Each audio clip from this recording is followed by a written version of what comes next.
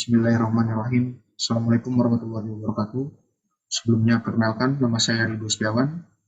Saya adalah mahasiswa Universitas Muhammadiyah, Fakultas Kedokteran Palembang, dengan NIM 7020201016. Baiklah, pada kesempatan kali ini, saya akan membawakan materi yang berjudul Public Speaking. Yang pertama, pengertian Public Speaking. Dari definisinya, atau pengertian public speaking adalah proses komunikasi yang dilakukan di hadapan khalayak ramai atau sekelompok orang. Pada umumnya, public speaking bertujuan untuk memberikan informasi, mempengaruhi, atau menghibur orang banyak. Berdasarkan definisi tersebut, maka public speaking adalah tata cara untuk bicara di depan umum sehingga harus dilakukan secara runtut dan terencana. Untuk metode public speaking ini terbagi menjadi 3, impromptu speech, manuscript speech, extemporaneous speech. Untuk impromptu speech atau improvisasi, metode ini juga sering disebut metode spontanitas, yakni dilakukan tanpa persiapan atau pembuatan naskah tertulis terlebih dahulu. Biasanya dilakukan hanya oleh orang yang akan tampil mendadak dalam dunia siaran atau disebut ad libitum, artinya berbicara tanpa naskah. Selanjutnya, manuscript speech atau berbicara dengan skrip. Metode ini yang akan yakni penyampaian pidato dengan cara membaca naskah yang sudah disiapkan. Metode ini biasanya dilakukan oleh pejabat negara atau mereka yang memberikan sambutan di acara resmi atau formal. Metode ini dilakukan agar tidak terjadi kesalahan, karena setiap kata yang diucapkan dalam acara resmi atau formal akan dijadikan figur oleh masyarakat luas dan dikutip oleh media massa. Dan ketiga, extemporaneous speech. Metode ini merupakan metode terbaik yang sangat dianjurkan dalam berpidato karena naskah pidato hanya berupa outline atau garis besar dan pokok penunjang. Garis besar tersebutlah yang akan menjadi pedoman untuk mengatur gagasan yang ada dalam pikiran. Jadi metode ini disebut metode penjabaran kerangka, yaitu teknik berpidato dengan menjabarkan materi pidato yang terpola secara lengkap.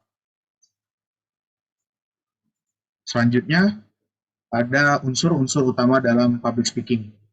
Untuk unsur-unsur ini, yang pertama itu ada komunikator, yaitu pihak yang memulai komunikasi dalam suatu komunikasi sosial.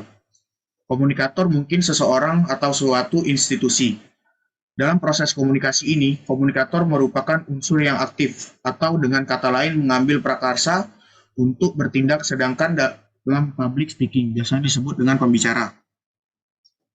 Selanjutnya, amanat, yaitu mengenai berbagai macam hal yang akan disampaikan, baik berupa perintah, kabar, buah pikiran, dan sebagainya.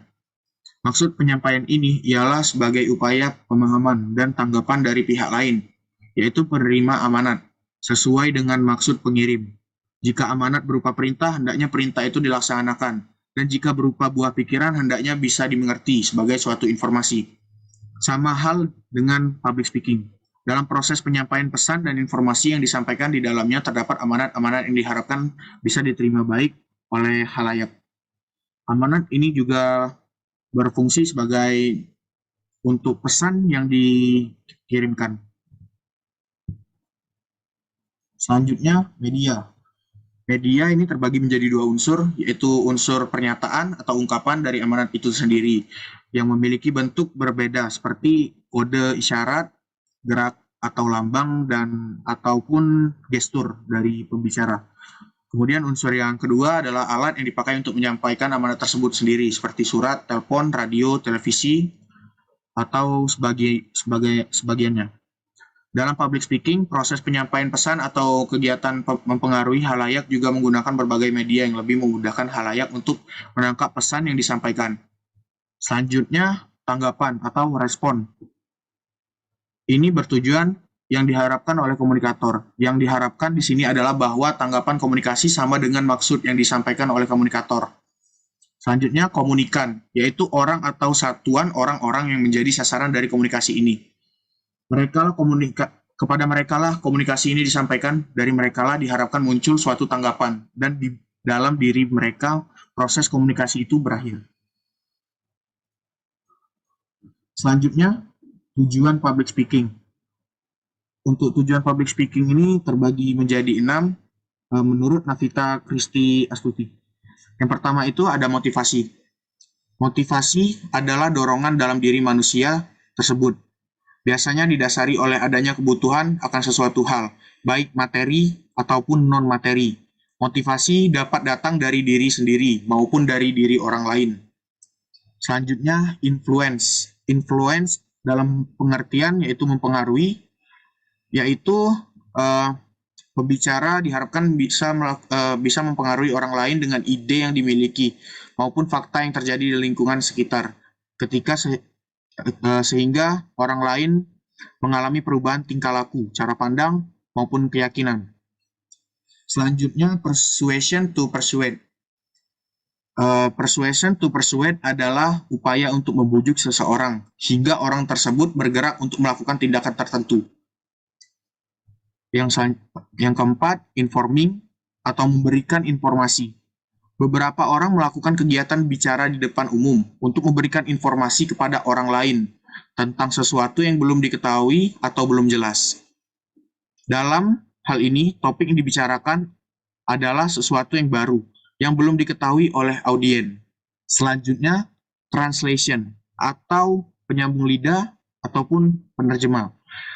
Seorang yang menyampaikan dari pihak lain disebut sebagai penyambung lidah. Ada kalanya informasi dari pihak lain itu penting, namun tidak memiliki bahasa yang sama dengan bahasa yang biasa digunakan oleh masyarakat pada umumnya. Oleh karena itu dilakukan proses penerjemahan sekaligus proses adaptasi dengan kasus-kasus yang terjadi secara lokal. Selanjutnya, entertaining ataupun menghibur. Komunikasi yang dilakukan dengan tujuan menghibur pendengar disebut juga entertaining. Dalam hal ini, pendengar dihibur dari segi emosi agar mengalami keceriaan dan penyegaran, dan hiburan yang diberikan juga terkesan sangat menarik. Selanjutnya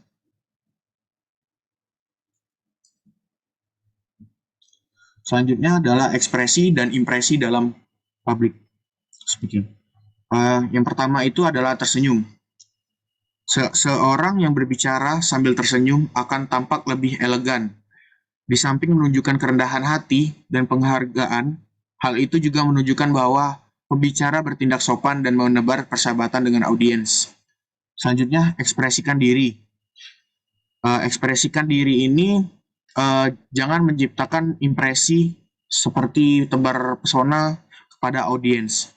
Seorang pembicara yang berkonsentrasi mengungkapkan segala hal yang ingin disampaikan secara sungguh-sungguh akan kelihatan lebih menarik daripada seseorang yang berbasa-basi atau berpura-pura menyampaikan sesuatu yang sebetulnya hanya merupakan lip service saja. Akan tampak bedanya seseorang yang berbicara dengan hati dan seseorang yang berbicara dengan mulut saja.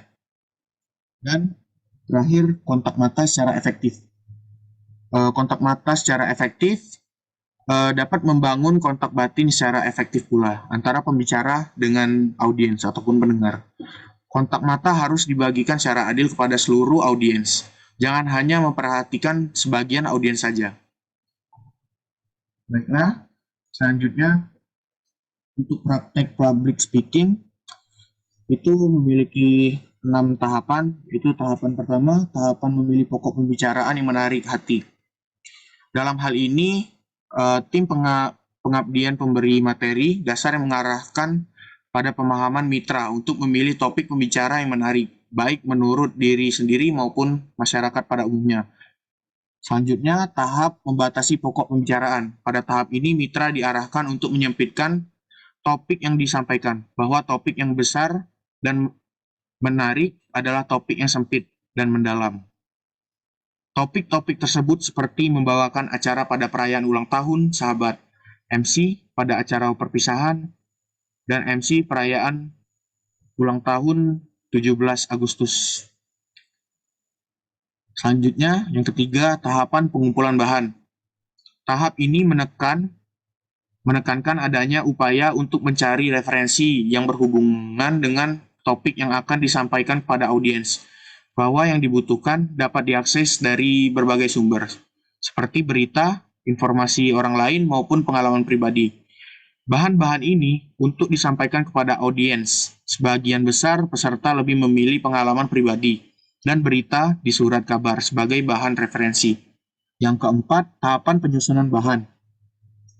Untuk tahapan penyusunan bahan ini, mitra diarahkan untuk mengembangkan rencana yang telah disusun.